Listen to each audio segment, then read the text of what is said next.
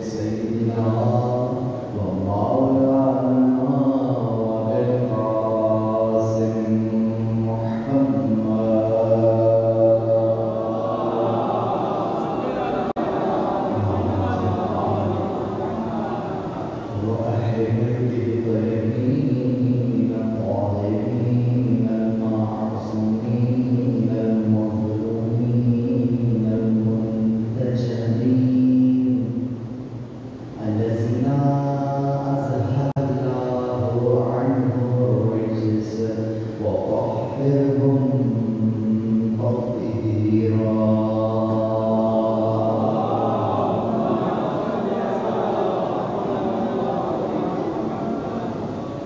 لعنة الله على أعدائهم من يوم عداوتهم إلى قيام يوم الدين. أما بعد، قال الله سبحانه وتعالى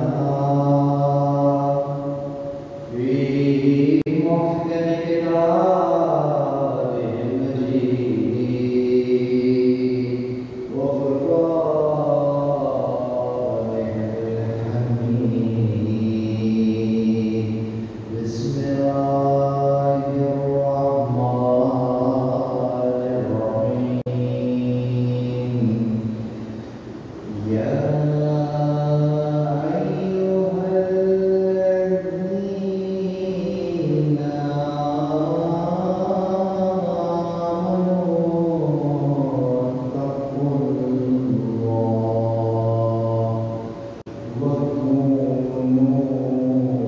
مع الصادقين.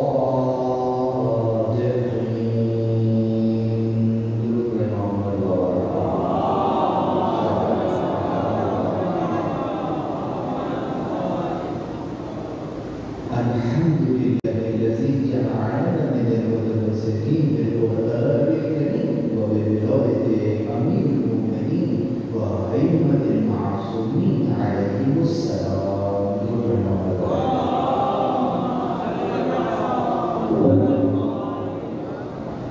تمام تعریفیں خدائے وحدہ لا شریک کے لیے درود اور سلام محمد اور اہل بیت محمد علیہ السلام کی ذات امت انسان پر حمد ہے اس خدا کی کہ جس نے ہمیں اور آپ کو قرآن کریم ولایت امیر المومنین اور دیگر ائمہ علیہ السلام کی ولایت سے متمسک کیا. پروردگار عالم کا لطف ہے، پروردگار عالم کا احسان ہے، پروردگار عالم کی توفیق ہے کہ اس نے ہمیں آج یہ موقع، ایک اور موقع عنایت فرمایا کہ ہم اور آپ کہیں اور نہیں بلکہ فرش اعظم پر موجود ہیں. اور نہ فقط یہ کہ فرش اعظم پر موجود ہیں بلکہ خانہ خدا میں موجود ہیں. دونوں اعتبار سے محترم اور معتبر جگہ پر موجود ہیں، اور جو یقیناً تذکرہ کر رہے ہیں اس تذکرے سے وہ رزق پا رہے ہیں کہ جو ختم ہونے والا رزق نہیں ہے، باقی رہنے والا رزق ہے. اس لیے کہ یہ وہ رزق ہے جس پر آپ کے اور ہمارے کمال کا انحصار ہے، یعنی وہ رزق کہ جو کہ ہمیں اور آپ کو رشد عنایت کرتا ہے، وہ رزق کہ جو کہ ہمیں ہماری اس روحانی بلندی پر لے جاتا ہے جہاں پروردگار عالم ہمیں دیکھنا چاہتا ہے. تو یقیناً اس رزق کے ملنے پر جتنا شکر کیا جائے وہ کم ہے. اور اگر حقیقت دیکھا جائے تو شکر ادا ہو بھی نہیں سکتا، اس لیے کہ شکر کا ادا کیا جانا بھی لطف پروردگار ہے اور توفیق پروردگار ہے. تو جو بھی اس کا شکر ادا کیا جائے گا تو ایک توفیق اور شامل حال ہو جائے گی. اب اس توفیق پر ایک اور شکر لازم آ جائے گا، پھر آپ اس پر شکر ادا کریں گے. یہ بھی توفیق پروردگار تھی کہ شکر کا شکر ادا کیا گیا ہے، تو اس پر بھی ایک شکر لازم آ جائے گا. زندگی تمام ہو جائے گی، شکر تمام نہیں ہوگا. تو بس عزیزوں، انتہائی اختصار کے ساتھ آج کی جو یہ خاص تاریخ ایک قول کے مطابق جو یہ گزر چکی اور ایک تاریخ اسی مہینے میں 25 تاریخ آنے والی ہے. بہرحال تاریخ کوئی بھی ہو، لیکن جس شخصیت سے یہ تاریخ منسوب ہیں کوشش کروں گا کہ آج ان کی سیرت کا وہ باب بیان کروں کہ جو کہ عموماً ہمارے جوان جس سے صرف نظر کر لیتے ہیں۔ آج کی میری تقریر کا جو میں نے عنوان قرار دیا ہے وہ امام جعفر صادق کا جہاد ہے۔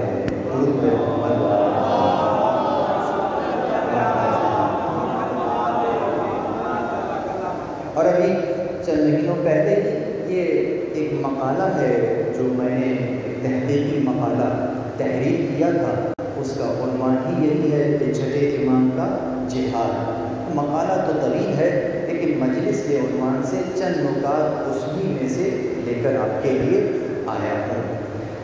لیکن اس سے پہلے کہ میں جہاد اور خاص حضرت کے جہاد کے اوپر بات کروں، پہلے تو اس آیت کے بارے میں بات کر لیتے ہیں کہ جس کو میں نے سرنامہ کا نام قرار دیا۔ سورہ مبارکہ توبہ آیت اس انداز سے مخاطب ہے، آیت کا نشان یاد رہے گا 119ویں آیت کے اندر پروردگار عالم نے ارشاد فرمایا کہ یا ایھا الذین آمنوا، گویا پروردگار کا خطاب کن سے ہے؟ مومنین سے ہے، ان لوگوں سے ہے جو ایمان لا چکے ہیں۔ کفار سے خطاب نہیں ہے، ان سے خطاب ہے جو ایمان والے ہیں۔ نئے مسلمانوں سے بھی اس موقع پہ اگر غور کیا جائے تو مسلمین کی بات نہیں ہو رہی ہے، مومنین کی بات ہو رہی ہے۔ تو اے وہ لوگوں جو ایمان لائے ہو تو کیا کرو؟ اب اگر آیت یہیں ختم ہو جائے تو ایمان لانے کے بعد بھی ایک فل اسٹاپ لگ جائے گا کہ بس کلمہ پڑھ لیا، بات ختم ہو گئی، جبکہ حقیقت میں ایسا ہے نہیں کہ جب کلمہ پڑھ لیتے ہیں تو بات ختم نہیں ہوتی بلکہ بات شروع ہوتی ہے۔ تو جب کلمہ پڑھ لیا، ایمان لے آئے، تو اب now you are supposed to do something۔ اب کوئی ایجنڈا آپ کو دیا جائے گا کہ ایمان لے آئے ہو، لو یہ ایجنڈا دے رہے ہیں، اس پہ کام کرو۔ کیا ایجنڈا دیا؟ کہا اتقوا اللہ، بات یہاں سے شروع ہوئی۔ کہا خدا کی پرواہ کرو۔ میں نے تقویٰ کا ترجمہ پرواہ کیا ہے۔ عموماً تقویٰ کا مطلب ڈر کیا جاتا ہے۔ رمضان المبارک میں جو میں نے دروس یہاں دیے تھے اس میں میں نے بیان کیا تھا کہ تقویٰ ڈر کے عنوان سے جو بیان کیا جاتا ہے وہ بہت اچھا مفہوم نہیں ہے۔ کھل کر بیان کیا جائے تو اس انداز سے کہا جا سکتا ہے کہ خدا کی پرواہ کرو، یعنی کہ کیا؟ یعنی اس بات سے ڈرو کہ پروردگار عالم نے تو تمہیں اپنی فطرت پر پیدا کیا ہے، پروردگار عالم نے تو تمہیں ایسے پیدا کیا ہے کہ تم اس زبان سے کوئی گناہ نہیں کیے ہوئے تھے، ان آنکھوں سے تم نے کوئی گناہ نہیں کیا تھا، اعضاء و جوارح سے کوئی گناہ نہیں کیا تھا۔ تو جب پروردگار کی بارگاہ میں پلٹنا تو جو اعضاء و جوارح جیسے دیے تھے کم از کم حق یہ ہے کہ ویسے ہی واپس کر دینا، گناہ سے آلودہ نہ کر دینا۔ تو انسان کا ہر وہ قدم کہ جو وہ اس انداز سے اٹھاتا ہے کہ کہیں خدا نخواستہ خدا کی معصیت تو نہیں ہو رہی ہے، تو یہ جو خوف ہے، یہ جو ڈر ہے کہ کہیں میں آلودہ تو نہیں ہو جاؤں گا کہ جب پروردگار سے ملاقات کروں تو آلودگی کی حالت میں ملاقات کروں، یہ خوف اور یہ ڈر دل میں ہونا چاہیے۔ اسی کو تقویٰ کہتے ہیں۔ ڈر پروردگار سے نہیں ہے، ڈر اس بات سے ہے کہ کہیں آلودگی کی عالم میں اس کی طرف نہ پہنچ جاؤں۔ وہ تو لطیف ہے، وہ تو کریم ہے، وہ تو رحیم ہے، لیکن یہ اس کا کرم ہے کہ میرے بن مانگے مجھے یہ موجود دیا تھا، جب میں اسے لوٹا رہا ہوں تو کیسے ممکن ہے کہ اس میں خیانت کر بیٹھوں؟ اس بات سے میں خوف زدہ رہوں گا۔ تو تقویٰ کرو، تقویٰ اختیار کرو۔ اور یہ اتنا عام مفہوم ہے، اگرچہ مومنین سے خطاب ہے یہاں پر، لیکن جب بات تقویٰ کی آتی ہے تو پروردگار چاہے نبی سے بات کر رہا ہو اس کو بھی کہتا ہے یا ایھا النبی اتق اللہ، اے نبی اللہ کی پرواہ کرو۔ جب مومنین سے خطاب کرتا ہے تو سن ہی لیا ہے، یا ایھا الذین آمنوا اتقوا اللہ، اے وہ لوگوں جو ایمان لائے ہو تقویٰ اختیار کرو۔ تو بات سمجھ میں آ گئی، تقویٰ اختیار کرو۔ اب تقوی اختیار کرنے کے بعد تو بات ختم ہو جانی چاہیے. اب تو ساری صفات آ جائیں گی، ساری اوصاف حمیدہ انسان کے کردار میں سمٹ کر جمع ہو جائیں گی. لیکن بات یہاں بھی ختم نہیں ہوئی ہے. کیوں؟ تمہارے تقوی کو انڈورس کرنا ہے، سند دینی ہے، سرٹیفکیٹ دینا ہے کہ جو تقوی اختیار کیا ہے وہ کن کی معیت میں رہ کر کیا ہے. اسی لیے اگلا ٹکڑا اس انداز سے بیان ہوا، وَكُونُوا مَعَ الصَّادِقِينَ، اور ہو جاؤ صادقین کے ساتھ. اگر یہاں سے درمیان میں ماں کو نکال دیجئے تو کیا بنے گا؟ کونوا صادقین، ہو جاؤ سچے، سچ بولنے والے، تصدیق کرنے والے. دونوں مطالب یہاں پر درست قرار پائیں گے. لیکن مجھے ذرا ایک جواب دیجئے کہ جب پروردگار نے کہا کہ اتقوا اللہ، اللہ کی پرواہ کرو، جب خدا کی پرواہ کی جائے گی تو مجھے یہ بتائیے جب آپ نے تقویٰ کیا ہے تو صدق آیا یا نہیں آیا؟ صدق آ گیا. تقویٰ میں صدق شامل ہے یا نہیں ہے؟ تقویٰ میں صدق شامل ہے، سچ بولنا شامل ہے، برائیوں سے پرہیز تقویٰ کہتے ہی اسی کو ہے.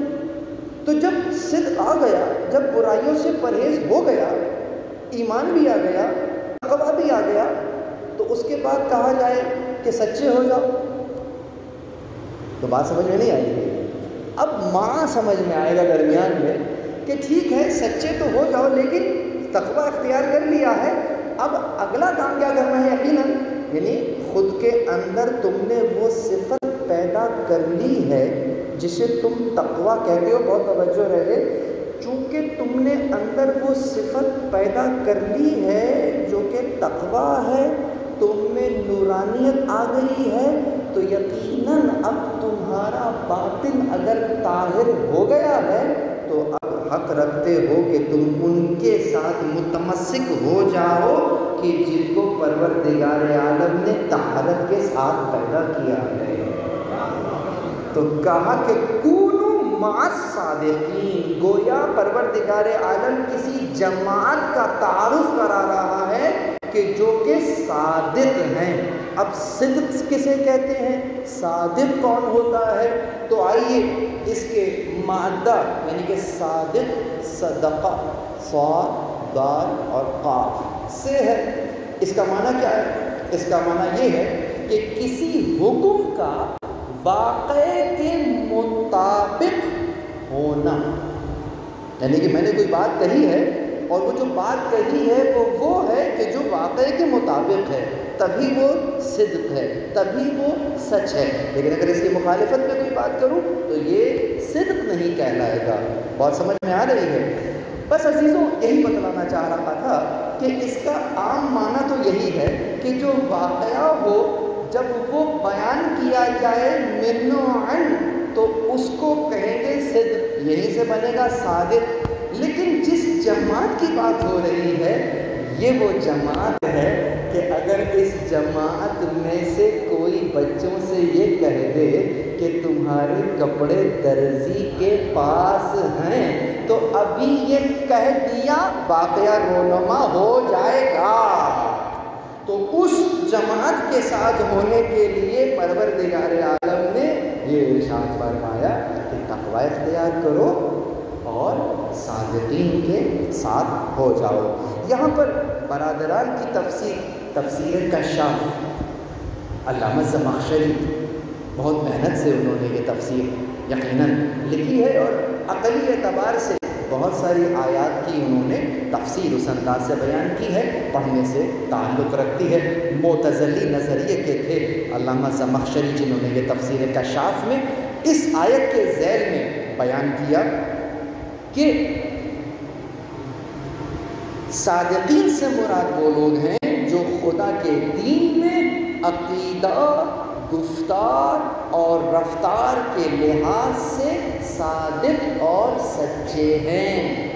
یعنی کردار اور گفتار کے اعتبار سے صادق ہیں، سچے ہیں. تو ایک بات تو طے ہو گئی کہ صادقین کی جو جماعت ہوگی اس کی زندگی میں، ان کی زندگی میں ایک لحظے کے لیے بھی صدق کے علاوہ کوئی شے داخل نہیں ہو سکے گی۔ یہ کون سی جماعت ہو سکے گی؟ یہ وہی جماعت ہوگی کہ معصومین کی جماعت ہے۔ بس عزیزو، مولا نے بیان کیا کہ جب یہ آیت نازل ہوئی تو ایک شخص نے پیغمبر سے سوال کر لیا کہ آیا صادقین سے مراد عام ہے یا خاص؟ مطلب اب اس کے اندر غور کیجیے، کونوا مع الصادقین، اگرچہ آیت کے اندر ہی اگر غور کرے تو صادقین نہیں الصادقین ہے، تو ال تو ویسے ہی خاص کی طرف بھی اشارہ کرتا ہے، ایک مطلب یہ بھی ہے۔ لیکن پوچھنے والے نے پھر بھی پوچھ لیا کہ یا رسول اللہ یہ عام معنی ہے یا خاص معنی ہے؟ تو یقیناً رسول اللہ نے جو کلمات ادا کیے بیان فرمایا کہ جن لوگوں کو صادقین کے ساتھ ہونے کا حکم دیا گیا ہے وہ عام ہیں، جس میں تمام مومنین شامل ہیں، لیکن خود صادقین خاص ہیں، اور یہ مختص ہیں میرے بھائی علی اور اس کے بعد قیامت تک میرے جانشینوں کے ساتھ۔ درود پڑھیں محمد و آل محمد کا۔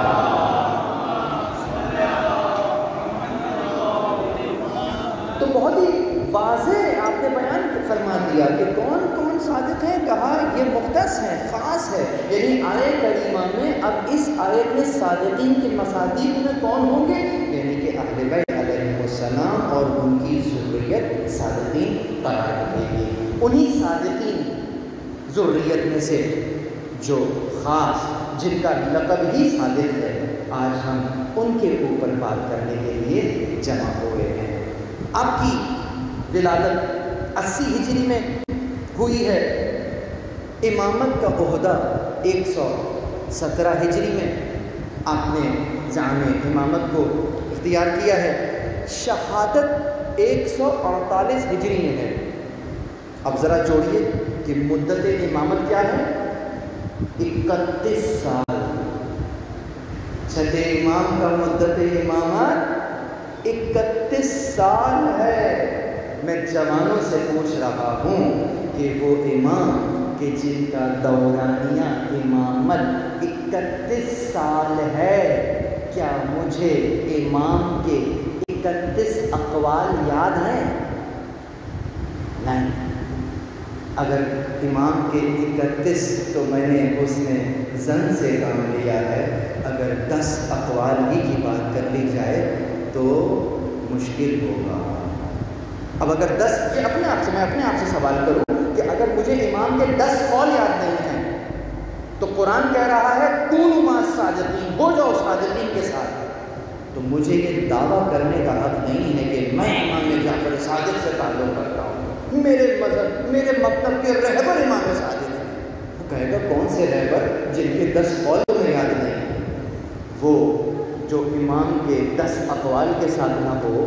میں ابھی یاد کی بات کر رہا ہوں، میں ابھی حفظ کی بات کر رہا ہوں، عمل کی بات نہیں کر رہا کہ پھر ان میں سے کتنے اقوال پر عمل کر لیا۔ ایسا نہیں، عمل تو بہت بات کی بات ہے، ابھی تو یاد بھی نہیں کہ کہا کیا ہے۔ اللہ اکبر۔ تو پھر کہاں رہ رہے ہیں؟ خواب و خیال میں زندگی گزار رہے ہیں۔ یہ جو دن منا رہے ہیں ہمارے اکثر برادران، ہمارے پیارے، ہمارے بزرگ، ہمارے دوست، ہمارے احباب، وہ بھی اس دنیا سے چلے جاتے ہیں۔ ان کے جانے کے بعد ہم ان کو بھی یاد کرتے ہیں، بیٹھتے ہیں، ان کے لیے ایصال ثواب کرتے ہیں، اور اس کے بعد اپنے گھر چلے جاتے ہیں۔ ایسا ہی ہے نا؟ کیا امام کے لیے بھی فقط اسی عنوان سے بیٹھے ہیں کہ آج امام کی برسی تو نہیں کہیں گے آپ کہیں گے روز شہادت ہے؟ میری باتیں مشکل تو نہیں ہے نا؟ تو یقیناً ائمہ اطہار کے لیے اگر اس طرح سے بیٹھا جائے گا تو یہ دیگر مومنین، کیونکہ یہ خاص ہیں، یہ خاص ہیں، عام لوگ نہیں ہیں، خاص ہیں، تو خاص کے لیے تو کسی خاص انداز سے بیٹھا جائے گا۔ تو بس یہ جتنے بھی خواص ہیں ان کی چاہے یوم ولادت ہو یا یوم شہادت، دونوں جب منائے جائیں گے تو اصلاً یہ کسی شخص کا دن نہیں ہوگا، بلکہ یہ اصلاً شخصیت کا دن ہے۔ اور وہ شخصیت کون ہے؟ وہ شخصیت ہیں جو کہ امام برحق ہیں۔ اب اگر وہ امام برحق ہیں تو یہ دن کون سا دن ہوگا؟ یہ دن امامت کا دن ہوگا، خاص امامت کا دن ہوگا۔ یعنی کہ آج ہم بیٹھیں گے، ہم تفکر کریں گے، ہم تدبر کریں گے کہ امامت کو وہ کون سی مشکلات درپیش آئی تھیں کہ جس کے سبب امام کی آج شہادت ہو گئی ہے۔ وہ کون سے آلام و مصائب تھے جو امام علیہ السلام کے اوپر پڑے ہیں۔ جب آلام اور مصائب کی بات آئے تو پھر فقط ہم ان سطحی مصائب تک نہیں جائیں گے کہ جس طریقے سے مجالس میں سنتے ہیں کہ امام پر کون سی مصیبت پڑی کربلا میں، کہا امام کو 3 دن کا بھوکا پیاسا شہید کیا گیا۔ یقیناً یہ مصیبت ہے، یقیناً یہ مصیبت ہے، لیکن یہ فقط مصیبت نہیں ہے۔ میرا جملہ ضائع نہ جائے، بہت توجہ رہے۔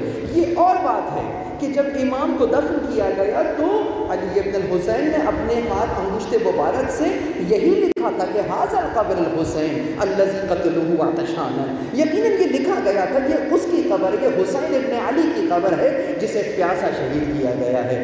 یقیناً، لیکن ذرا غور کیجئے کہ پیاس کا بیان بار بار کرنا، پانی کا بیان بار بار کرنا کیا مطلب ہے؟ گہرائی میں اتریے۔ یعنی کہ کیا پانی ایک ایسی شے ہے کہ جس پر سب کا حق ہے؟ بہت توجہ، پانی پر ہر جاندار کا حق ہے، کسی جاندار کو اس حق سے محروم نہیں کیا جا سکتا، درست؟ امام زمان کون ہے؟ امام زمان کا حق کیا ہے؟ امام زمان کا حق یہ ہے کہ جو پروردگار عالم نے انہیں دیا ہے، اور وہ کیا حق ہے؟ وہ ان کا مقام ہے جو انہیں دیا گیا ہے، وہ مرتبہ ہے جو انہیں دیا گیا ہے کہ یہ امت کی رہبری کے لیے ہے، انہوں نے امت کی زعامت کرنی ہے، انہوں نے امت کی یقیناً ہدایت کرنی ہے، رشد کرنا ہے اور وہاں پہنچا دینا ہے جہاں پروردگار دیکھنا چاہتا ہے، انہوں نے خدا کے حکم کو نافذ کرنا ہے۔ یہ حق ہے امام زمان کا۔ امام زمان سے یہ حق چھین لیا گیا، اور نہ فقط یہ کہ یہ حق چھین لیا گیا، جب آپ امت کو بتاتے ہیں کہ ارے یہ تو چلو بہت بڑی بات ہے، تمہیں سمجھ میں آئے نہ آئے، ان ملائین نے، بنو امیہ نے یہ ستم کیا کہ ان سے یہ حق بھی چھین لیا جو کہ ایک جاندار کا حق ہوتا ہے۔ تم کس کی امامت کو قبول کیے ہوئے ہو کہ جس نے ان سے یہ حق بھی چھین لیا؟ یہ کم ترین حق ہے، امام کا فقط حق نہیں ہے، یہ تو ہر جاندار کا حق ہے۔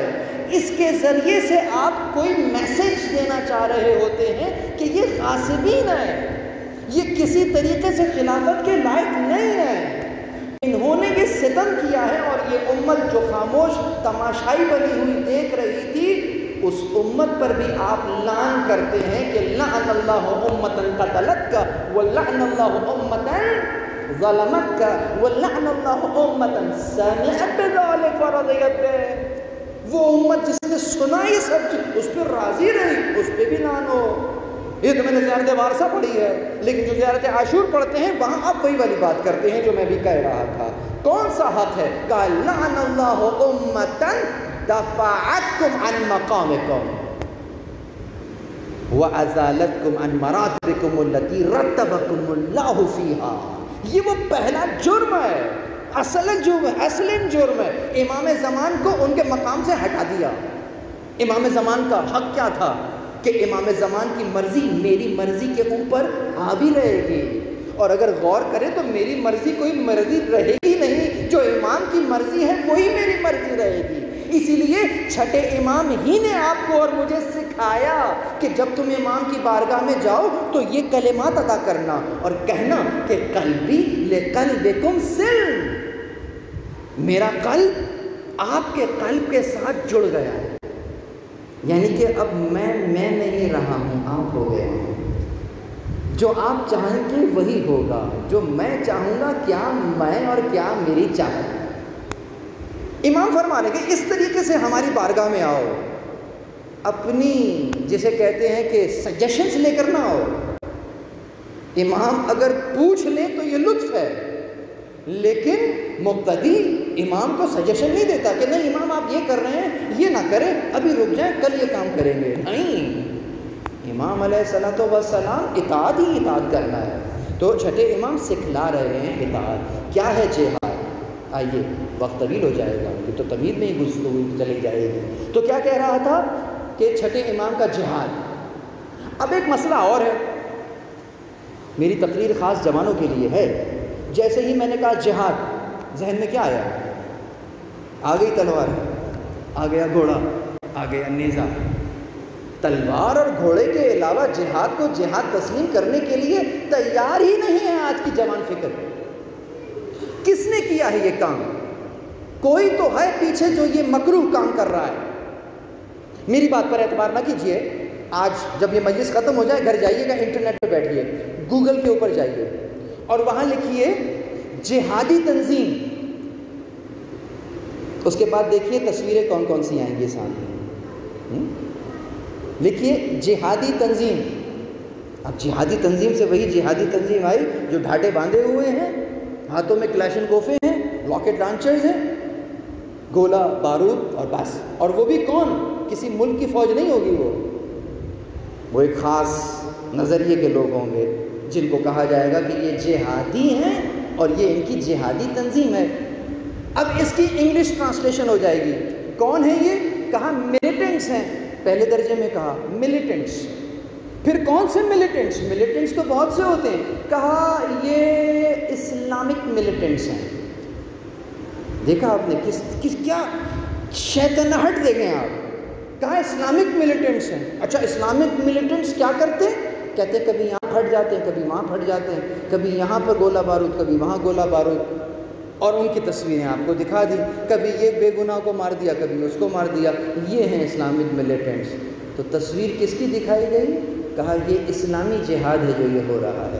گویا جہاد کے چہرے کو ہی مسخ کر کے پیش کر دیا، اور یہ اتنا کیا کہ ایک موصوف جو چلے گئے، بہرحال وہ یہ بھی کہتے تھے کہ یہ بچوں کے نصاب سے جو جہاد کی آیتیں نا ان کو نکال دینا چاہیے، اس لیے کہ بچوں کے ذہن ذرا کچے ہوتے ہیں، وہ ان کو اس انداز سے تبلیغ کریں گے تو وہ کہیں اور چلے جائیں گے۔ یہ دیکھیے، عجب نہیں کہ کل کو قرآن ہی میں سے وہ آیات نکال دیں، جو کہ پڑوسی ملک سے آواز اٹھی بھی تھی کہ یہ 23-40 آیات ہیں، ان کو قرآن سے نکال دیا جائے کیونکہ یہ فتنہ کر رہی ہیں۔ بہرحال اس کو بھی اپنے انجام کو پہنچ گیا، لیکن بہرحال یہ ایک غیر محسوس طریقے سے یہ کام کیا جاتا ہے۔ جبکہ جہاد کسے کہتے ہیں؟ جہاد تو جہد سے ہے نا، جوہد بھی کہہ سکتے ہیں، جہد بھی کہہ سکتے ہیں، دمہ کے ساتھ بھی اور فتح کے ساتھ بھی پڑھ سکتے ہیں اگر اس کو صرف کی بحث ہے۔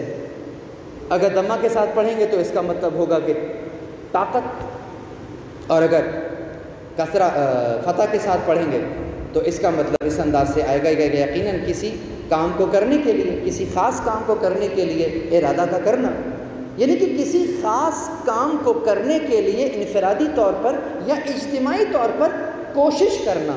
تو یہ کوشش کیا ہے؟ جہاد ہے۔ کوئی سعی کرنا، کسی نوبل کاز کے لیے سعی، کوشش کرنا، یہ کیا ہے؟ جہاد ہے۔ اب اگر میں نے کہا جہادی تنظیم، تو اس جہادی تنظیم میں کیوں نہیں کسی ایسی تنظیم کا نام آیا آپ کے ذہن میں کہ جو تعلیم کے شعبے میں کام کر رہی ہے، کہ جو کہ جہل کو مٹانے کے لیے صحیح کر رہی ہے، جو ان ایریاز میں، ان علاقوں میں کہ جہاں پر مومنین کے پاس کھانے پینے کے پیسے نہیں ہیں، وہاں ان کے کھانے پینے کی ضروریات بھی پورا کر رہی ہے اور تعلیم کے اخراجات بھی اٹھا رہی ہے، اس تنظیم کا نام کیوں نہیں ذہن میں آیا؟ کیا یہ کوشش نہیں ہے؟ کیا یہ صحیح نہیں ہے؟ خود آپ کی مسجد سے بھی کتنے ہی ایسے کام ہوتے ہوں گے، بچیوں کا جہیز دیا جاتا ہوگا، تعمیرات میں مد میں دیا جاتا ہوگا، کتنے لوگوں نے یہاں پر، کتنے ہی لوگوں کو جو ہے وہ رمضان میں افطار کرایا، کتنے پروگرامز میں حصہ لیا، کس لیے؟ تاکہ مومنین ایک جگہ جمع ہوں، ایک دوسرے سے سلام دعا رہے، اور فقط یہ نہیں کہ آئے نماز پڑھی اور بس خدا سے دعا مانگی اور یہ جا وہ جا، جی نہیں، یہ کھانا پینا تو گھر میں بھی کر لیتے تھے، یہاں کیوں آئے تھے؟ یہاں اس لیے آئے تھے کہ ذرا آس پڑوس ادھر جو بائیں دائیں بائیں لوگ کھڑے ہیں ذرا سلام دعا کر لی جائے، اسی لیے یہاں نماز تمام ہوتی ہے اور یہاں پہ مصافحہ کرتے ہیں ان سے۔ یہ پہلا کام آپ نے کر دیا ہے. بہت دن ہو گئے فلاں صاحب نماز میں نہیں آ رہے, ذرا چلو گھر چل کے پوچھیں کہ کیا مسئلہ ہے. کسی جوان کو دیکھ لیا کہ خیریت تو ہے, نوکری سب صحیح چل رہی ہے, اگر نہیں آؤ گے مسجد میں تو پتہ کیسے چلے گا. تو یہ مسجدیں اس طریقے سے مومنین کی جمع ہونے کی جگہ ہیں, مورچے ہیں. تو یہ کسی مومن نے اس مد میں اگر خرچ کیا ہے کہ مومنین آپس میں جڑے رہیں, اس سے بڑھ کر جہاد اور کیا ہوگا؟ کیوں نہیں ذہن میں یہ تنظیمیں آئیں؟ کیوں؟ اس لیے کہ ڈالا گیا ہے آپ کے پیچھے کہ جہاد یہ ہوتا ہے. اب جب جہاد گولہ بارود ہوتا ہے, تیر کمان ہوتا ہے, تو جب میں نے یہ کہا کہ امام صادق کا جہاد, تو لوگ شوق میں آ جاتے ہیں کہ ہیں امام نے تو تلوار اٹھائی نہیں تھی, تو جہاد کیسے کیا؟ اللہ اکبر.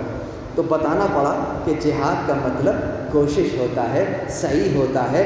ارے فقہ اسلامی میں آ جاؤ, ثقافت اسلامی میں آ جاؤ, وہ تو اس طالب علم کو بھی مجاہد کا درجہ دیتا ہے کہ جو طلب علم کے لیے گھر سے نکل کر مدرسے جاتا ہے.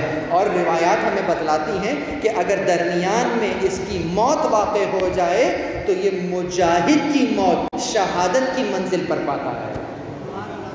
درود پڑھے محمد والے محمد. تو پس عزیزوں, امام ششم کا جہاد کیا ہے؟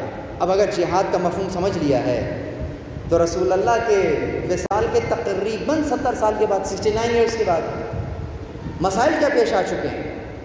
لیکن اس سے پہلے کہ میں وہ 69 ایئرس کے بعد کی بات کروں, ایک مختصر خاکہ آپ کو دے دیتا ہوں کہ ائمہ اطہار کی زندگیوں کو پڑھنے کے لیے 3 ادوار بنا لیجئے گا.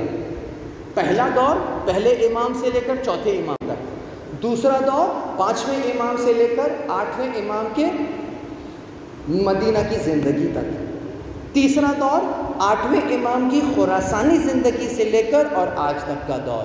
یہ 3 دور ہیں ائمہ کے. پہلا دور کون سا؟ پہلا دور وہ کہ جب خون دے کر ائمہ علیہم السلام نے اس ننھی سی کوپل کی حفاظت کی جسے آپ اسلام کہتے ہیں, وہ پودا جو رسول اللہ نے لگایا تھا, اس ننھے سے پودے کی حفاظت کرتے ہوئے نظر آ رہے ہیں ائمہ اطہار اپنا خون دیتے ہوئے کہ کہیں کوئی اسے روند نہ ڈالے. دوسرا دور جو 5ویں امام سے لے کر 8ویں امام تک کا دور ہے, یہ اس نشر و اشاعت کا دور ہے اور اس شیعی خد و خال کی وضاحت کیے جانے کا دور ہے کہ جہاں پر اس انداز سے دین کی شرح کی جا رہی ہے, پہچانوایا جا رہا ہے, اور اسے غیر کے نظریات سے الگ کر کے رسول اللہ کا وہ دین جو رسول اللہ نے امت کو دیا ہے وہی خالص دین پہنچایا جا رہا ہے. یہ وہ دور ہے خاص. اور جو تیسرا دور ہے وہ دور ہے کہ جس کے اندر ہم نے دیکھا کہ ائمہ اہل بیت علیہم السلام کو عامت الناس نے رہبر کے انداز سے جان لیا, اور خود شیعوں کے اندر یہ سیلف کانفیڈنس ڈیولپ ہو گیا کہ ہم حکومت کر سکتے ہیں, ہمارے پاس یہ منابع اور یہ اسلحہ موجود ہے. کون سا اسلحہ؟ تیر کمان نہیں, ہمارے پاس وہ افکار اور نظریات موجود ہیں کہ جس کی بنیاد پر انسان اپنے رشد اور کمال پر پہنچتا ہے. ثابت ہو گیا. تو پس عزیزوں, ایسے دور میں امام علیہ السلام نے کون سے دور میں پھر زعم امت کو سنبھالا ہے؟ وہی درمیان کا دور کہ جب اصل اسلام کی حفاظت کرنی ہے, شرح کرنی ہے. اس میں امام کے پاس 2 چوائسز تھیں, امام کے پاس 2 راستے تھے یہ کام انجام دینے کے لیے. کون سا راستہ؟ ایک راستہ یہ تھا کہ درست اسلامی فکر عامت الناس کو دی جائے, اور دوسرا جو امام کا ٹارگٹ تھا وہ یہ تھا کہ ایک عادلانہ توحیدی نظام متعارف کرایا جائے اور اس کو امپلیمنٹ کیا جائے. دونوں کام اہم ہیں, یہ دونوں کام سر فہرست ہیں امام کے. لیکن پہلے کون سا کرنا ہے؟ بہت توجہ, پہلے کون سا کرنا ہے؟ وہ عامت الناس کہ جنہیں یہی نہ معلوم ہو کہ اسلامی حکومت کے خد و خال ہوتے کیا ہیں, جنہیں یہی نہ معلوم ہو کہ اسلامی حکومت کے اہداف کیا ہوتے ہیں، ان کے درمیان میں اگر حکومت کو ایک دم سے قائم بھی کر لیا جائے تو پھر یہ حکومت دیر پا نہیں ہوگی۔ اگر جذبات کے اوپر بنیاد رکھی جائے تو جذبات کے اوپر جو انقلاب برپا ہوتے ہیں، اگرچہ جذبات کا بہت اہم کردار ہوتا ہے انقلاب کے اندر، لیکن جذبات کافی نہیں ہوتے، اس لیے کہ جذبات دیر پا نہیں ہیں۔ جذبات آج ہیں، ممکن ہے کل نہ ہو، اور یہ نسلوں میں بھی منتقل ہو جائیں، یہ تو بہت ہی زیادہ بعید ہے۔ تو پھر کس بنیاد پر انقلاب برپا کیا جائے گا؟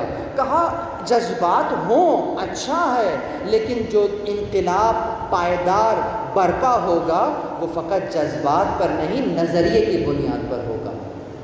اگر نظریہ پختہ ہے تو یہ انقلاب نہ فقط یہ کہ جہاں برپا کیا گیا ہے وہاں برپا ہوگا، بلکہ اس کا نور ان علاقوں میں بھی پہنچ جائے گا کہ جہاں یہ انقلاب ابھی برپا نہیں ہوا ہے، اور وہاں کے لوگ یہاں کے لوگوں اور انقلاب سے وہ نور لے لیں گے اور بعین ہی ویسا ہی انقلاب وہاں بھی برپا کر دیں گے۔ یہ نظریے کے بنیاد پر ہوگا۔ اس لیے ہم نے دیکھا وہ ہمارے نائجیریا کے اندر کس انداز سے وہ جو انفجار نور ہوا انقلاب اسلامی ایران کے بعد، جو روشنیاں اور جو نور پھیلا، تو ویسا ہی انقلاب ہم نے دیکھا نائجیریا میں بھی آ گیا۔ وہ جو ابھی جمعہ 8 دن ہوئے مسلمان ہوئے، انہوں نے ابھی مکتب تشیع اختیار کیا، اس اعتبار سے اتنے زیادہ انقلابی 30 سال، اللہ اکبر، زیادہ عرصہ تو نہیں ہوا۔ مجھے کتنا عرصہ ہو گیا، شیعہ گھر میں پیدا ہوا ہوں، میرے گھر میں آج تک ویسا انقلاب نہیں ہے ادھر۔ کیوں؟ اس لیے کہ شاید میں بائی چانس شیعہ ہوں اور وہ بائی چوائس شیعہ ہے۔ تو وہ جو بائی چوائس شیعہ ہو وہ جانتا ہے کہ ان اصولوں کی قدر کیا ہے، اور وہ جسے پیدا ہوتے ہی بس چونکہ باپ دادا شیعہ تھے میں بھی شیعہ ہوں، وہ کیوں شیعہ تھے نہیں معلوم، بس تھے، بس میں بھی یوں ہی ہوں۔ اچھا ہے، کرم ہے، توفیق ہے، لطف ہے پروردگار کا کہ تمہیں وہ ماحول ملا ہے، لیکن یہ کافی نہیں ہے، یہ دلیل کافی نہیں ہے کہ وہ چونکہ مومن شیعہ تھے میں بھی شیعہ، نہیں، تم کیوں شیعہ ہو، دلیل دو۔ خدا دلیل چاہے گا، ہلکی دلیل دے دو لیکن دلیل تو دو۔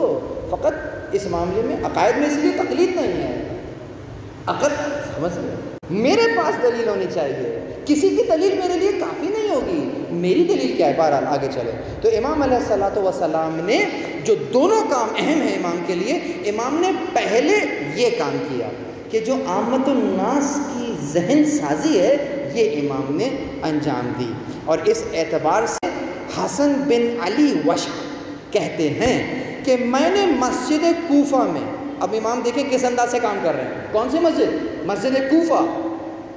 امام کا اوریجن کہاں ہے؟ مدینہ کے اندر ہے، اور یہ اثرات کہاں کہاں پھیل رہے ہیں؟ امام نے جو انقلاب برپا کیا ہوا ہے، جو جہاد امام کر رہے ہیں، اس کے اثرات کہاں کہاں پھیلے ہیں؟ کہا میں نے مسجد کوفہ میں 900 مشائخ حدیث سے ملاقاتیں کی، اور ان سب کو یہ کہتے ہوئے پایا کہ قال جعفر ابن محمد الصادق، یعنی وہ یہ فرما رہے تھے کہ وہ صرف امام جعفر صادق کے حوالے سے ہی احادیث بیان کر رہے تھے۔ امام نے اتنے لوگ تیار کر لیے، اور کہاں پہ موجود؟ کوفے میں بیٹھ کر وہ یہ کام کر رہے ہیں۔ چنانچہ زرارہ بن عیون اور ان کے 2 بھائی بکر اور حمران، بہت بڑے بڑے نام لے رہا ہوں میں، بہت سے ناموں میں چند کا انتخاب کیا ہے، جمیل بن صالح، جمیل بن دراج النخعی، جنہوں نے 300 روایات حضرت سے نقل فرمائی ہیں، اور تو اور محمد بن مسلم ثقفی کوفی، جنہیں 30,000 احادیث 5ویں اور 6ٹھے امام سے حفظ ہیں، 16,000 احادیث 6ٹھے امام سے انہوں نے فقط لی ہیں۔ یہ کون سے صحابی ہیں؟ یہ وہ محمد بن مسلم ہیں کہ جنہیں چھٹے امام نے یہ کہہ کر کوفہ کی مسجد میں بھیج دیا کہ تم مسجد میں بیٹھ جاؤ اور لوگوں کے مسائل کو حل کرو۔ چنانچہ نماز سے پہلے لوگ آنا شروع ہو جاتے تھے کہ محمد سے مسئلہ پوچھنا ہے۔ اور کون سا مسئلہ پوچھو؟ فقہ کا مسئلہ؟ جی نہیں، جو مسئلہ پوچھو گے محمد کے پاس اس کا جواب موجود ہے۔ یہاں پر ایک شخص نے یہ پوچھ لیا کہ یہ محمد بن مسلم کون ہے کہ چاہے جو سوال کر رہے ہیں، جس علم سے متعلق سوال کر رہے ہیں، یہ جواب دے رہا ہے۔ تو جانتے ہیں جواب دینے والے نے کیا جواب دیا؟ کہا جعفر ابن محمد کا شیعہ ہے۔ جب یہ جواب محمد کے کانوں میں پڑا تو محمد بن مسلم رونے لگے، مسجد کوفہ میں رونے لگے۔ وہ جس نے یہ جملہ کہا تھا وہ پلٹ کر محمد کے پاس آیا، کہا کہ میری آپ کو کوئی بات بری لگی ہے، میں معافی چاہتا ہوں۔ تو آپ نے کہا نہیں ایسی بات نہیں ہے، میں اس لیے رو رہا ہوں کہ تو نے تو کہہ دیا کہ میں جعفر ابن محمد کا شیعہ ہوں، لیکن میں یوں رو رہا ہوں کہ اگر انہوں نے مجھ سے یہ سوال کر لیا کہ تجھے لوگ میرا شیعہ کہتے تھے، بتا تیرا یہ معیار تھا یا نہیں، میں کیا جواب دوں؟ عزیزوں آسان نہیں ہے، شیعہ ہونا آسان نہیں ہے۔ بہت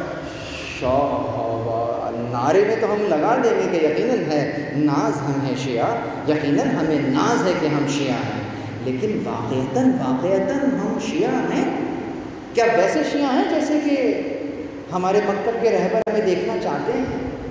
اگر ویسے شیعہ ہیں تو پھر یقیناً جچتا ہے یہ نعرہ ہمارے اوپر۔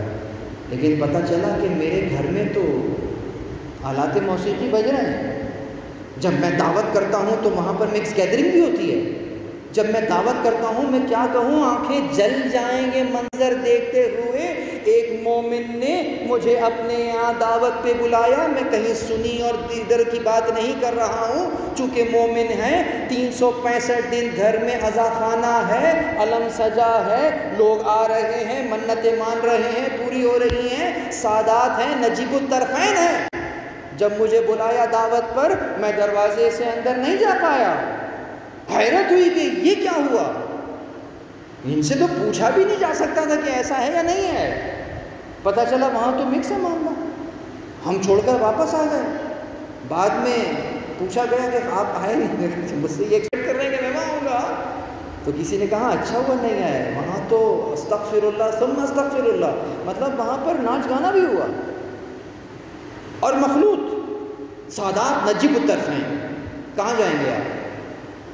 کیا جواب دیں گے؟ کس کو جواب دیں گے؟ یہ دھوکہ کس کو دے رہے ہیں؟ یہ ہیں ہم شیعہ؟ اللہ اکبر۔ تو امام علیہ الصلوۃ والسلام نے اس انداز سے ذہن سازی فرمائی، اپنے شاگردوں کو تیار کیا، اور وہاں جا کر انہوں نے ثقافت اسلامی اور جو احکامات الہیہ ہیں اس کی شرح بیان کی، اس کو بیان فرمایا۔ بالکل اسی طریقے سے امام علیہ الصلوۃ والسلام نے جو خاص اس معاشرے کی روش کا جو عالم تھا کہ لوگوں کے ضمیر انتہائی غفلت میں پڑے ہوئے تھے، وہاں امام نے ان کے ضمیروں کو جھنجھوڑ دیا، جسے کہتے ہیں نا احساس ندامت، کچھ لوگوں میں تو تھا کربلا میں کیا ہوا، کربلا میں یوں ہوا، تو اسی کو امام نے بڑھایا۔ اور یہ کام تو آسان ہے، جو مشکل ہے وہ کیا ہے؟ وہ کام جو مجھے اور آپ کو کرنا ہے وہ یہ کیا کہ اس جذبات، بہت توجہ ہے میرے جملہ سمجھنا چاہیے، جذبات کو نظریے میں ڈھال دیا۔ یہ جو کام کیا نا، جذبات کو نظریے میں ڈالنا، یہ کام آج ہم دوسروں کے لیے تو بعد میں کریں گے، پہلے اپنے لیے کریں گے کہ جذبات کو نظریے میں ڈال دیں۔ جب جذبات نظریے میں ڈھلتے ہیں تو وہ جذبات جس میں غم اور غصہ تھا کہ کیسے کیا انہوں نے یہ کام، میں وہاں کیوں نہیں تھا، میں ہوتا تو یہ کر دیتا، جب یہ جذبہ نظریے میں ڈھلے گا تو بات تو وہی رہے گی، ذرا انداز بدل جائے گا، اور پھر یہ ہوگا کہ ممکن کیسے ہے کہ کوئی مجھ پر حکومت کرے اور اس کا اخلاق اور اس کا کردار یہ ہو کیوں نہیں ایک الہی حکومت کا قیام عمل میں آئے کہ پورا معاشرہ جو ہے وہ اسی ڈگر پر واپس آ جائے جیسا رسول اللہ دیکھنا چاہتے تھے. یہ وہ نظریہ ہے جو چاہیے, یہی وہ نظریہ ہے جو امام زمان کو چاہیے, یہی وہ نظریہ ہے کہ جو امام اپنے ناصرین میں دیکھنا چاہتے ہیں. امام جو مدد کے لیے پکار رہے تھے وہ کوئی یہ مدد نہیں تھی کہ کوئی آ کے ٹھنڈا پانی مجھے پلا کے چلا جائے اور مدد ختم ہو جائے گی. امام کو جو تازگی ملے گی وہ فقط ایک گلاس پانی سے نہیں ملے گی.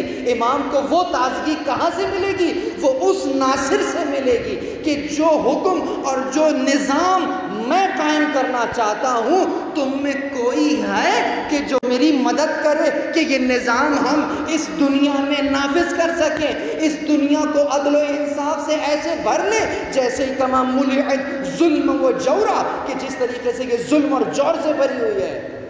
اگر کوئی ایک ناصر بھی نکل آئے لبیک یا امام کہتا ہوئے, یقیناً امام کو وہی شادابی ملے گی جو آپ کو ٹھنڈا پانی پی کر مل جاتی ہے.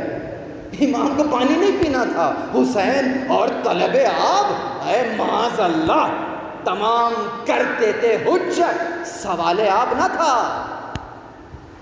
شورا کہے گئے, مرثیے کہے گئے, سمجھا گئے, لیکن میں آج تک معاش ہوں. اللہ اکبر. تو امام علیہ السلام نے محدثین کی ایک تعداد بیان کی. اس کے بعد امام کے جو اسلوب جہاد کو یقیناً اس اعتبار سے بے پناہ کامیابیاں حاصل ہوئی ہیں, اور ایسی کامیابیاں کہ میں بس یہاں پر آ کے اپنی تقریر کو روک دوں گا کہ آپ اور میں کوئی نئے دین کے پیروکار تو نہیں ہیں. میرا دین تو وہی ہے جو محمدی ہے, میرا دین تو وہی ہے جو علوی ہے, لیکن آپ اور میں علوی ہو کر نہیں پہچانے جاتے. آپ اور میں اگر پہچانے جا رہے ہیں تو جعفری کہہ کر پہچانے جا رہے ہیں. آپ کو جعفری یعنی پہچان ہی بن گئی امام جعفر صادق کی. یعنی کہ کیا؟ یعنی کہ دین تو وہی ہے جو علوی ہے, دین تو وہی ہے جو محمدی ہے, لیکن اس پرآشوب دور میں اگر جہاں مختلف دکانیں کھل چکی ہیں کہ یہاں سے بھی مسئلہ لے لو وہاں سے بھی مسئلہ لے لو, تو وہاں اگر کہیں حقیقی مسئلہ بیان ہوگا تو وہ فقط صادقین کی جماعت ہی میں سے جو صادق موجود ہے وہی بیان فرمائیں گے. اور آپ نے وہ مطالب بیان کیے کہ آپ کا اور میرا مکتب پہچان ہی جعفری کے انداز سے جایا جاتا ہے. اللہ صلی علی تو بس پیروان امام جعفر صادق کو یہ شیوا دے گا کہ ان کے کردار اور افکار سے صدق کی خوشبو آئے, سچ کی خوشبو آئے. مولا سے کسی نے پوچھ لیا, بہت توجہ رہے, ہم اکثر گناہ کو, بڑے بڑے گناہوں کو, بلکہ یوں کہیے کہ ہم نے اپنی فہرست بنائی ہوئی ہے گناہوں کی, اور اپنی فہرست میں کوئی بڑا گناہ ہے کوئی چھوٹا گناہ ہے. I repeat my words. We have made our own list of sins. کون سے گناہ؟ کہاں کہ چھوٹا گناہ ہے وہ بڑا گناہ ہے. ایسا کون سے گناہ ہے؟ اب میں مثال کے طور پر شراب پینا, مجھے ہم تو دسترخوان پہ نہیں بیٹھیں گے جہاں شراب پیتے ہیں.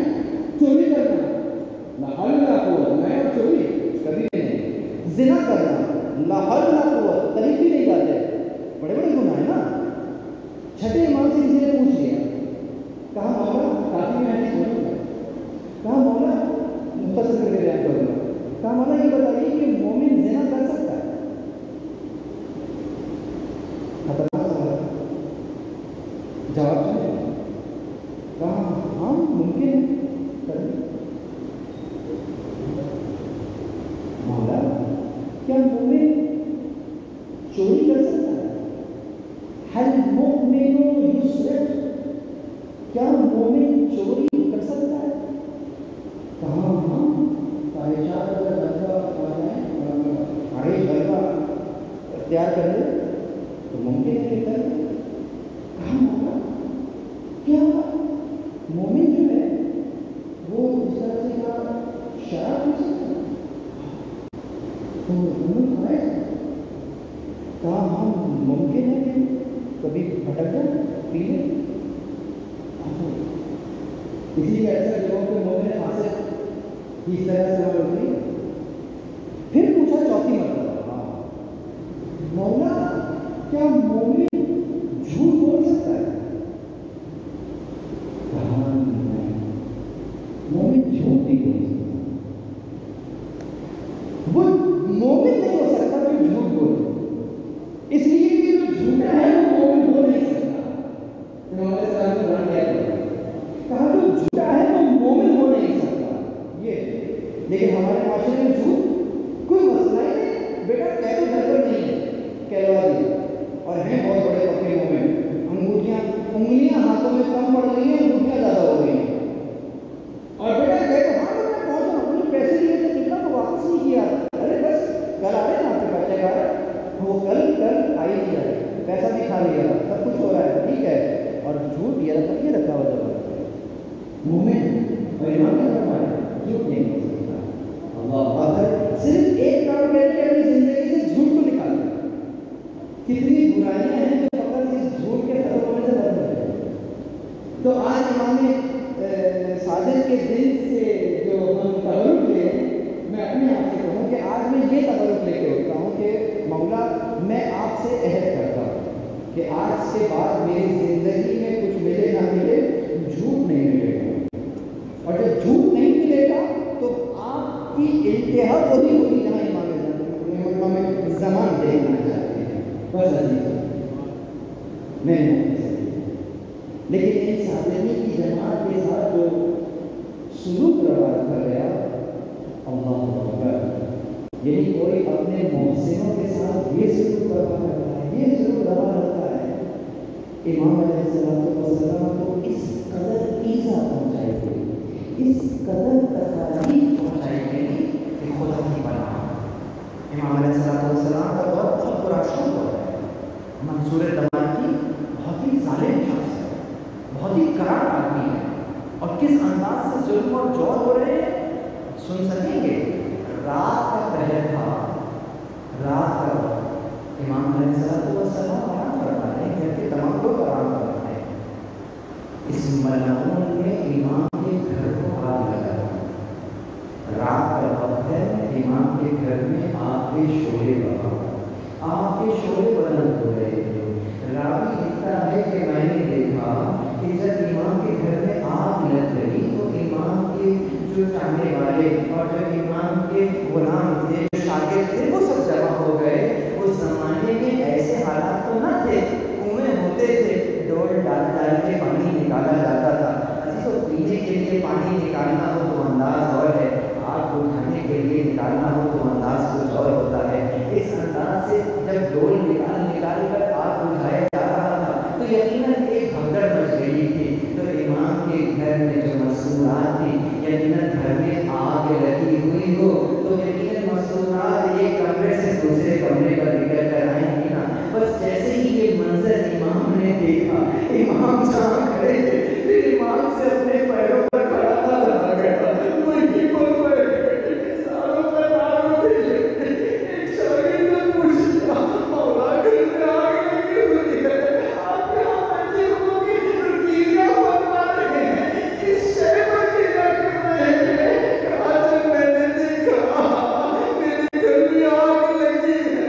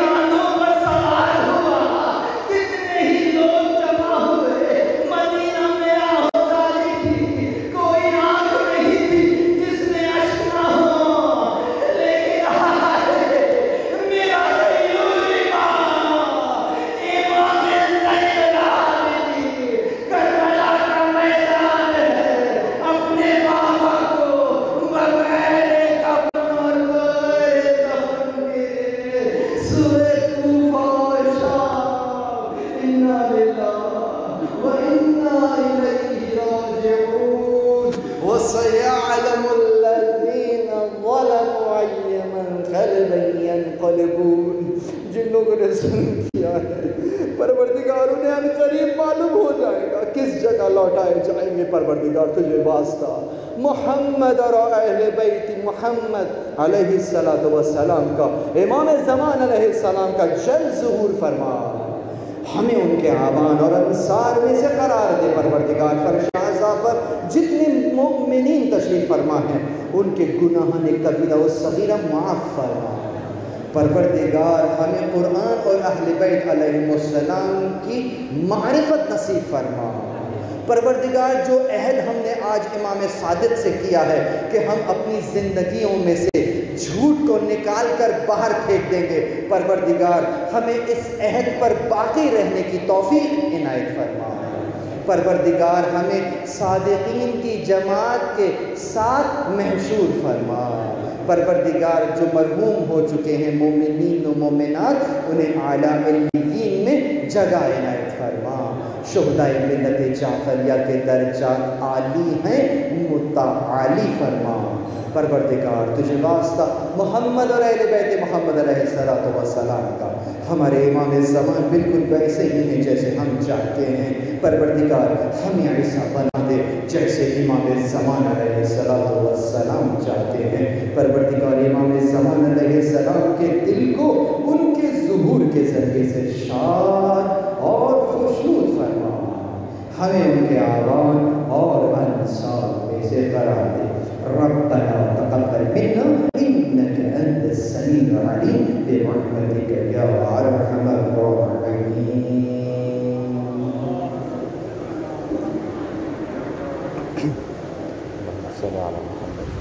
آپ جب آئیں تو مجھے فوٹو اسٹیٹ لائیے گا مقالے کی جو جہاد کا یاد ہے.